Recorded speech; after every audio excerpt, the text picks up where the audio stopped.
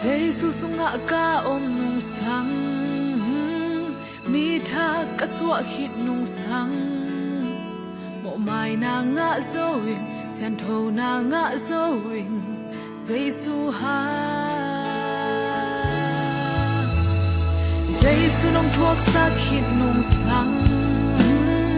mi di khat ka hit nung sang mo mai na nga zoing so tang na nga zoing Jesus ha tu pa nga di nga ki lo pe agwa so di nga ki lo pe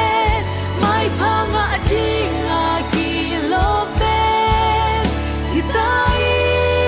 Jesus ha ngin ka mo na he pe mai sa so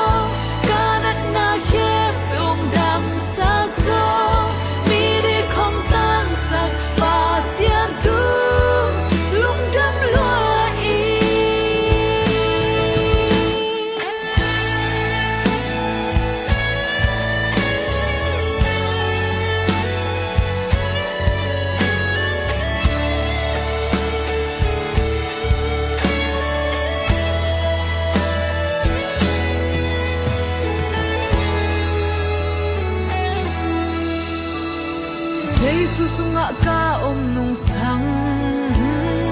mi tha ka swa hit nung sang mo mai na nga zoing sen tho na nga zoing Jesus ha Jesus nong thuak sa hit nung sang mi di khat ka hit nung sang